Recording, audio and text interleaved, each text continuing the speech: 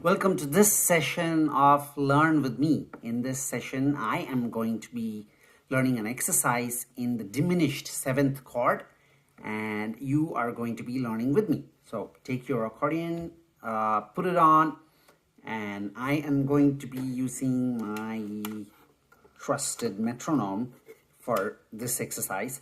And then we are going to be learning this practice drill exercise, which will take you to different positions or inversions of this diminished seventh chord along with a simple left hand accompaniment.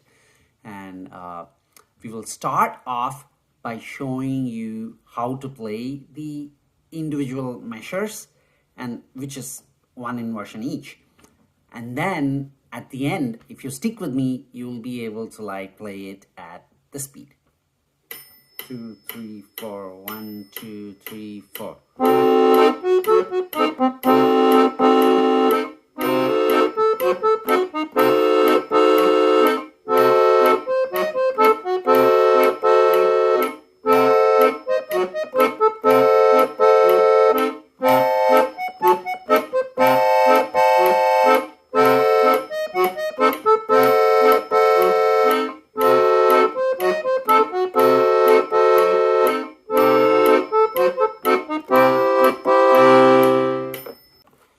Today I'm learning an exercise in the diminished seventh chord and all of its intervals. So this interval is basically all minor thirds, which is C, E flat, F sharp, and then A.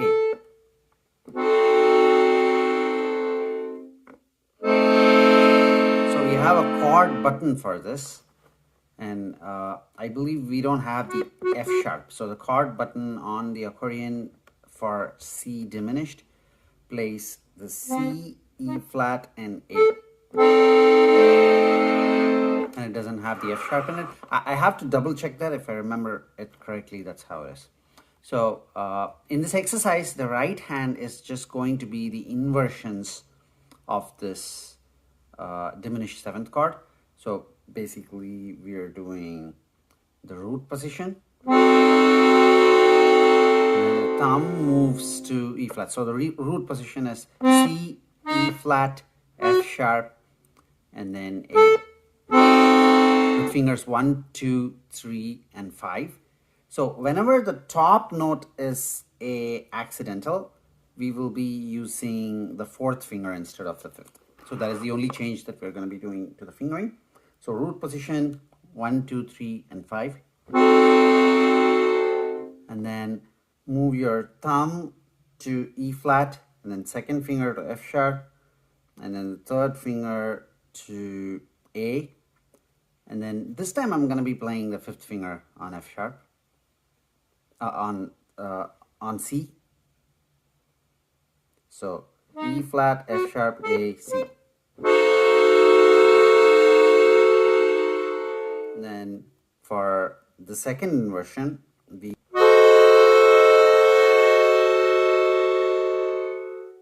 then the third inversion. So we need 3 inversions because we have 4 notes in the chord, right?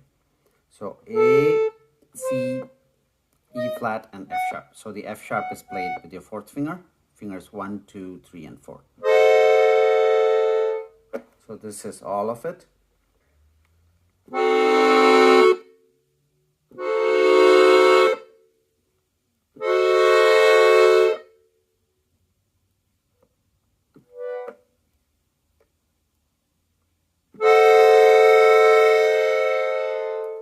Back.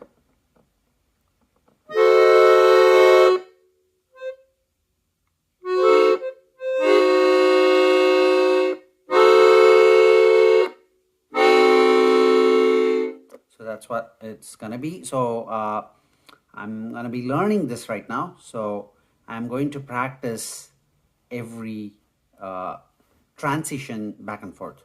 So the first thing I'm gonna do is the transition from root to the first inversion.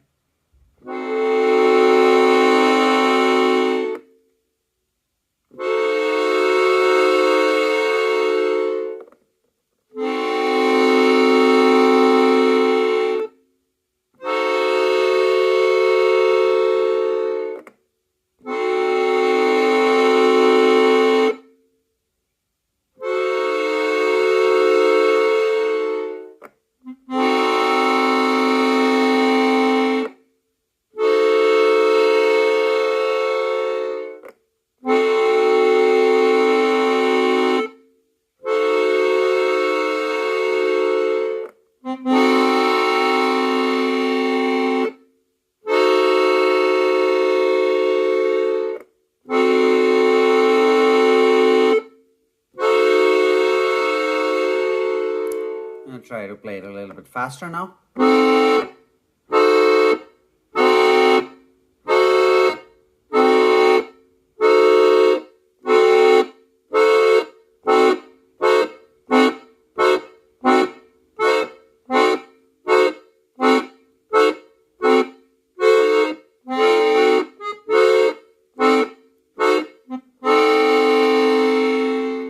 Let's practice the first inversion to second inversion.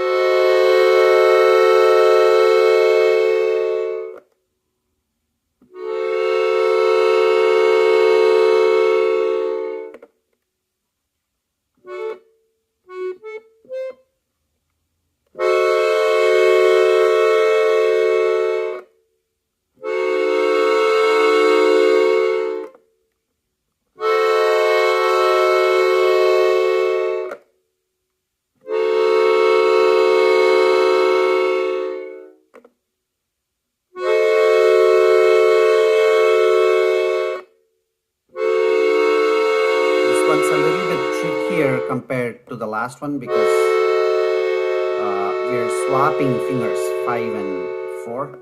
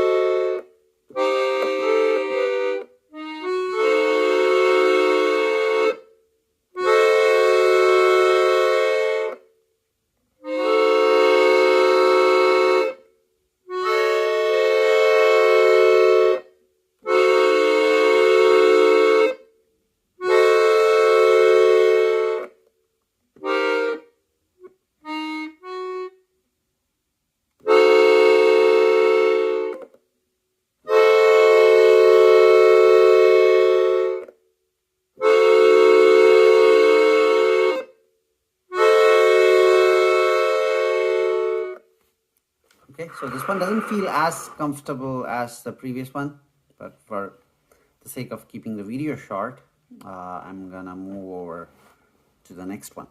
So now we are at the second inversion to the third inversion. So both of these are gonna be using the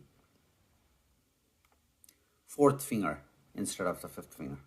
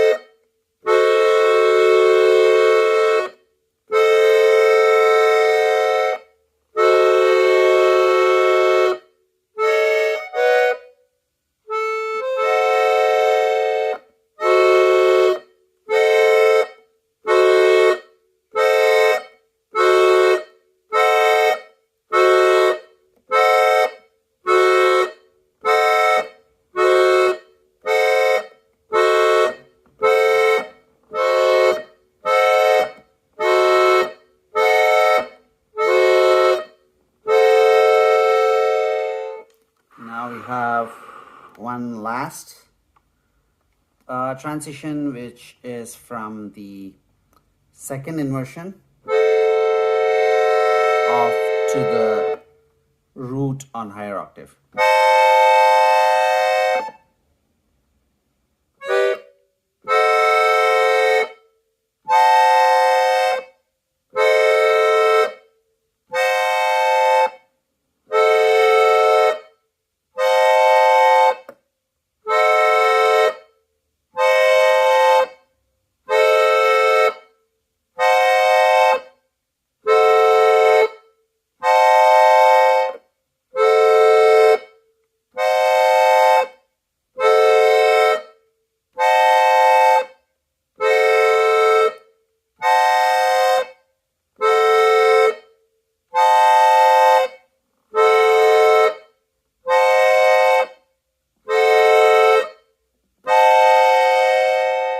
now let's see if we can play all the 4 inversions from root to the higher octave and then back down.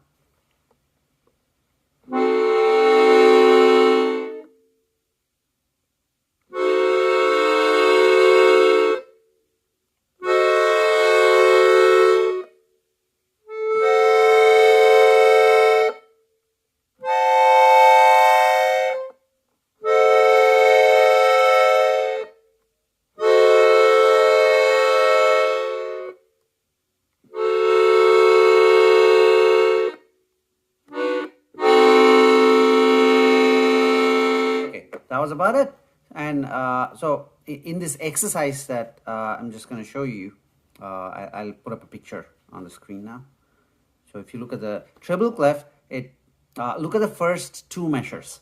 So we have this pattern, and that is the exact same pattern that's going to keep repeating almost until the end of the exercise, except for the last measure. And for this exercise, we play like the root position. So we start this off with the root position, and then we play a dotted quarter followed by 5 eighth notes. So a dotted quarter is nothing but a quarter note plus an eighth note. So you play that for 1.5 beats. So the timing would be you play 1, 2, and the and after the 2 for the first beat, which is like 1, 2, and 3, and 4, and 1, 2, and 3, and 4, and counting without the ands, it would be. So I'm not playing the exact notes in the exercise. I'm only playing the rhythm right now. So let's try to do this without the ands. I have to count 1, 2, 3, 4. 1, 2, 3, 4. 1, 2, 3, 4. 1, 2, 3, 4. Yeah, so that's how we do that. So in this exercise, what we're going to do is that dotted quarter is played as a diminished 7th chord that we just practiced. So we do 1, 2, and so we hold it on until that. And for so those 5 half notes, we're gonna arpeggiate through the notes that we are holding, which is the broken chord, right? So we start from like the second highest note, which is F sharp, and we do. So this is what we're doing. 1, 2, 3, 4. 1, 2, 3, 4. 1, 2. And I was just repeating the first measure. So when we do that, we also have to add the left hand. I'm going to come back to that later. So the first measure goes like this. 1, 2, 3, 4. And let me do that slowly for you. 1, 2, 3, 4. And then the second measure starts off exactly the same way as the first measure. 1, 2, and 3, 4. So instead of arpeggiating for 5 eighth notes, we're gonna play an eighth note tied to a half note, which is basically 2.5 beats. So we play 1.5 beat for the first section, and then 2.5 beats for the second section of the measure. And for the first time over, the second section for the 2.5 beats, we break that down into 5 eighth notes. But in the second section, we break that down into like, we don't break it down. We hold it all together as like eighth note tied to a half note. So this is how both measures would sound like together. 1, 2, 3, 4. 1, 2, 3, 4. And that's it. And after that, we just move to like the next inversion, and then play the exact same pattern but with the other inversion. 1, 2, 3, 4. 1, 2, 3, 4.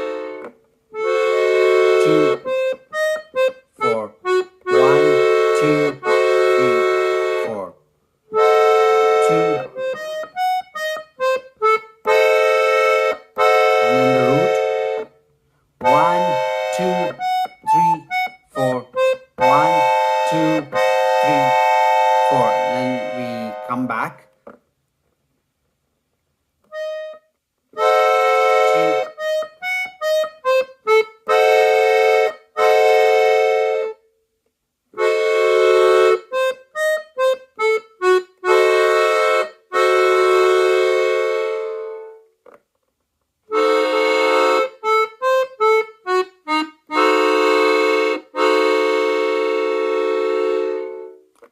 And the ending is actually a little bit different. We don't really play that second measure the same way. We resolve into a C major. So we start off with this 1, 2, and 3, and 4, and then resolve on to a C major.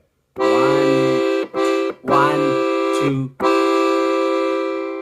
and that's how we do it. We just move our thumb from E flat to E, and our second finger from F sharp to G. And then you are on the first inversion, C major triad, and that's how we finish this. And let's look at the left hand. So the left hand is basically doing 4/4 straight rhythm. We do C bass on the first beat, and on the second beat we do the C diminished. And on the third beat, we're actually playing F sharp counterbass. So how do we reach F sharp counterbass? So you go to the G and then slide up sideways. Don't go to the counterbass of the G, which will be the B, but you're going to slide up sideways. F sharp counterbass, and then play the C diminished chord again. So it would be like this.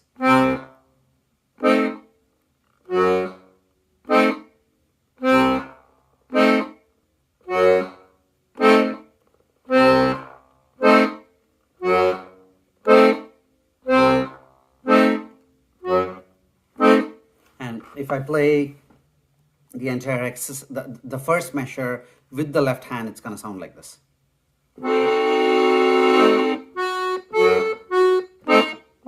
Second measure. So I should have held it until the end. I'm going to do it one more time.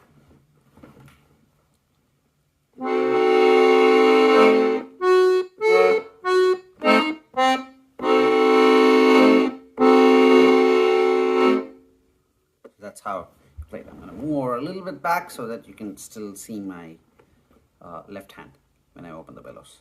So I'm going to try and play this without the metronome first to see if I get the hang of this. I'm going to go really, really slow.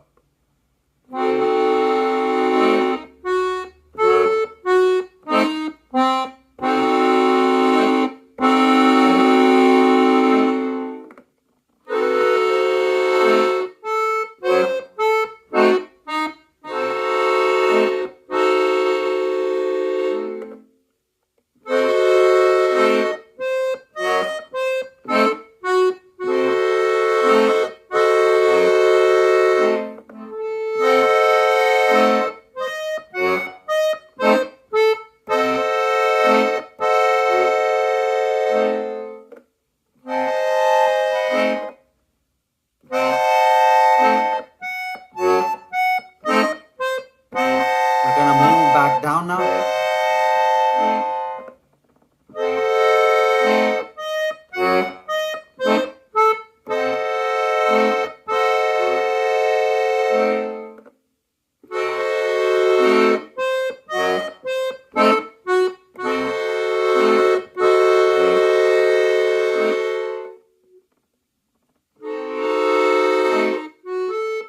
Now resolve to C.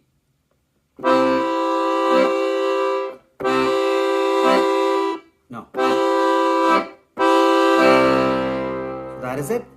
So that is the entire exercise, and I am going to start using my metronome. I am going to turn the metronome to a slower speed. I'm setting it at the tempo of 48 beats per minute. So I want my repetitions to be relaxed and accurate. So let me see if my accuracy improves in any way after using this.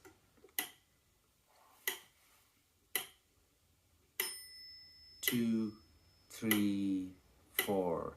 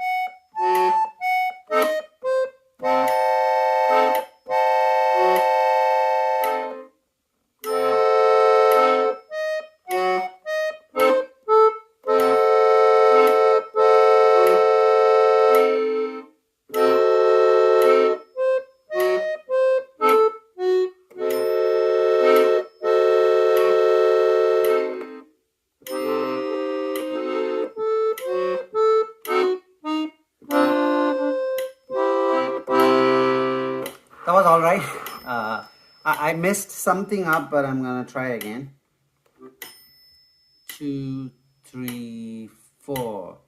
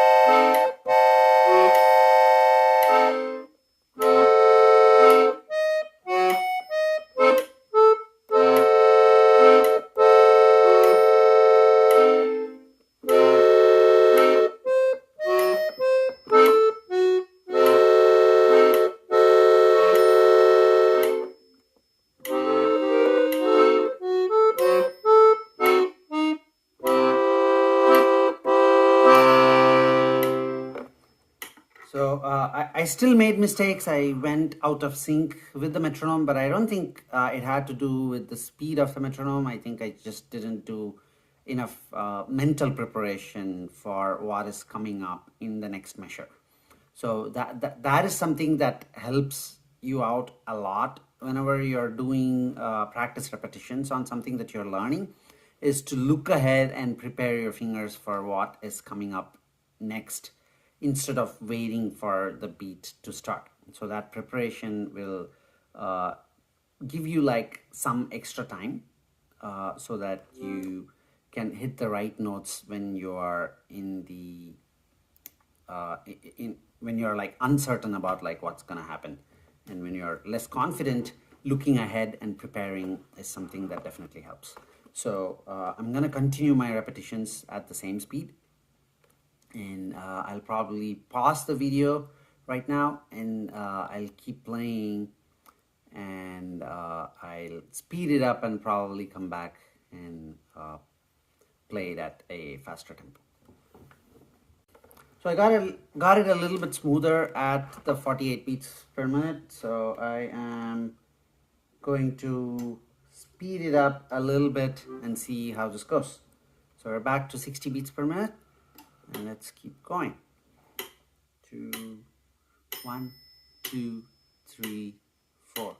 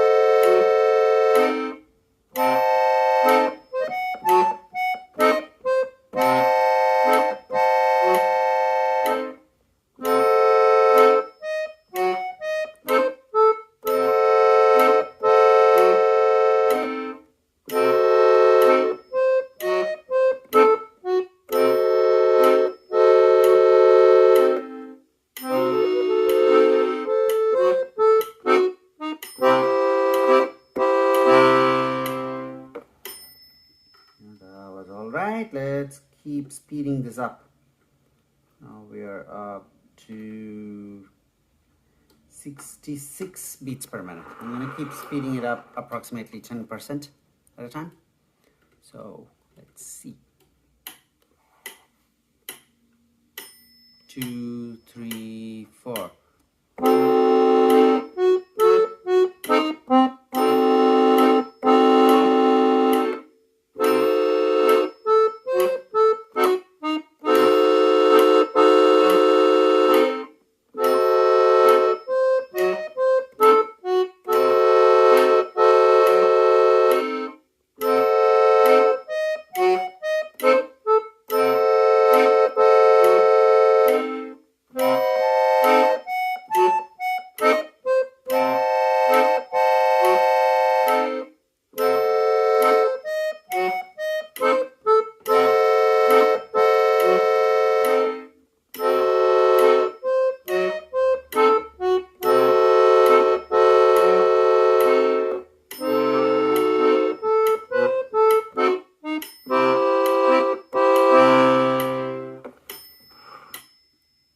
That ending is still a mess.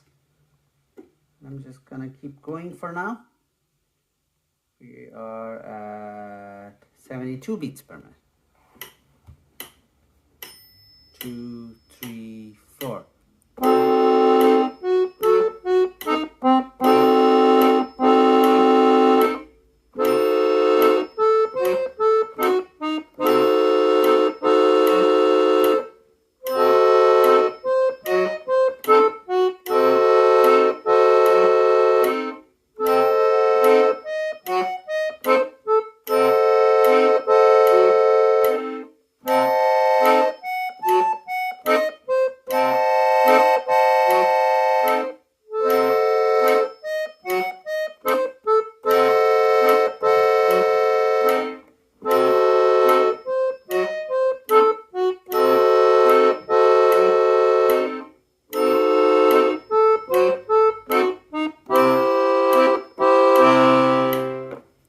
Yeah, that was almost perfect. That came along nice and very satisfying.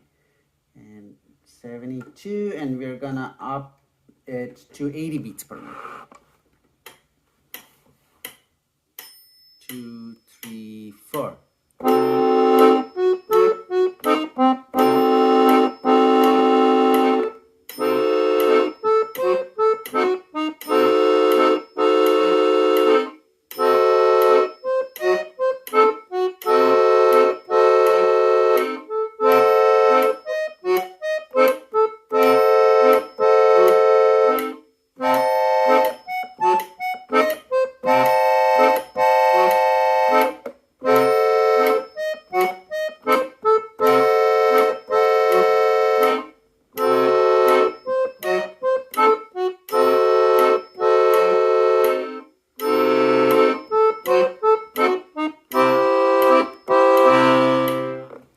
Yeah, that's coming along nice. I'm gonna keep speeding up until it breaks, and then probably when it breaks, take like a couple of steps back and then practice at that speed for an extended time. So now we are at 88 beats per minute. 3, 2, 3, 4.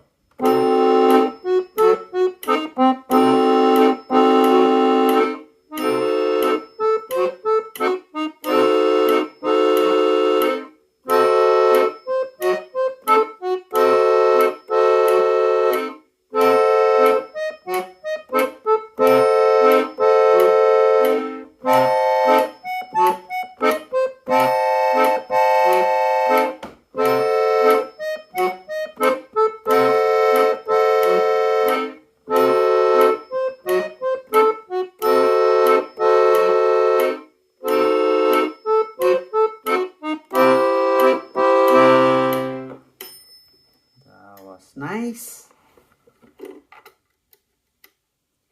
And let's get up to 96 beats per minute. And if you're not ready to like move along to the next speed, you can keep repeating at whatever speed. that you think is beneficial to you the most. At this point, I'm just speeding up for no reason. I'm just having fun with this. I'm not even sure if it's beneficial to like keep speeding up so frequently, but I just want to see how fast I can go before it starts breaking. And every time it doesn't break and I'm repeating at a particular tempo,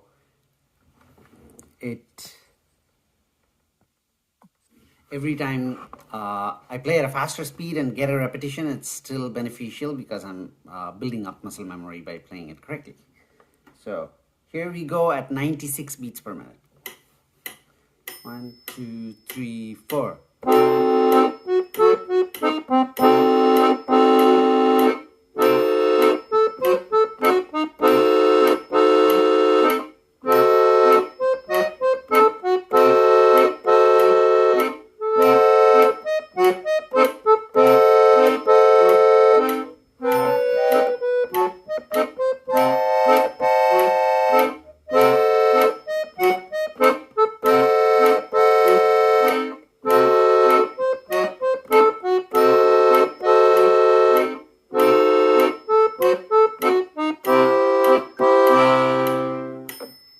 That was okay. There was a hiccup in the middle, but I didn't get derailed. I kept playing, so which was kind of good. Nice recovery. 104 beats per minute. 2, 3, 4. 1, 2, 3, 4.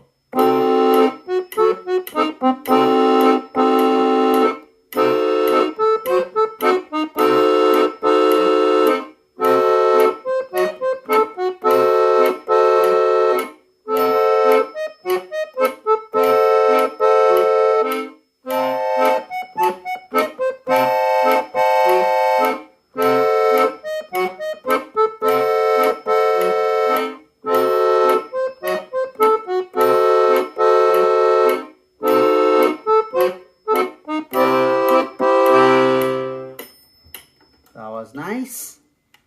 And I'm feeling that I'm going pretty close to my limit. I'll be happy if I can hit 120 beats per minute. But we are 112 beats per minute right now, so there's one more stop before we get there. Let me see if I can get there. 1, 2, 3, 4.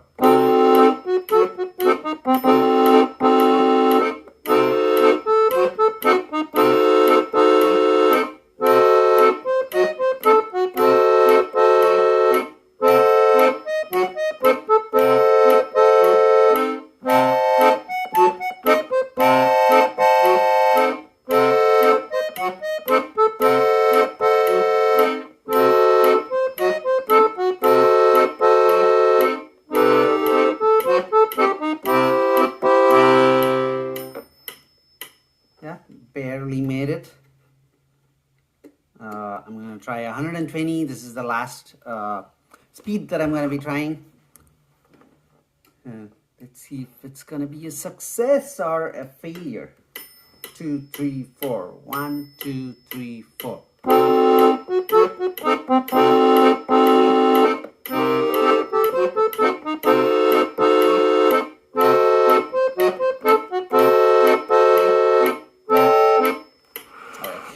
I kind of lost track of what inversion I was trying to play. Let's see if I can do that one more time. 2, 3, 4. 1, 2, 3, 4.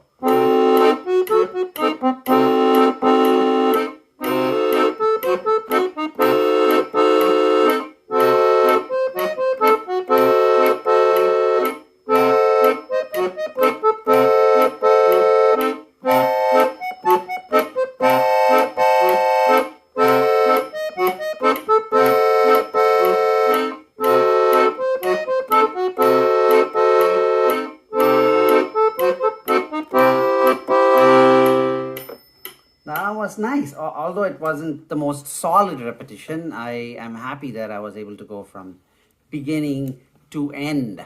And that was a good practice session.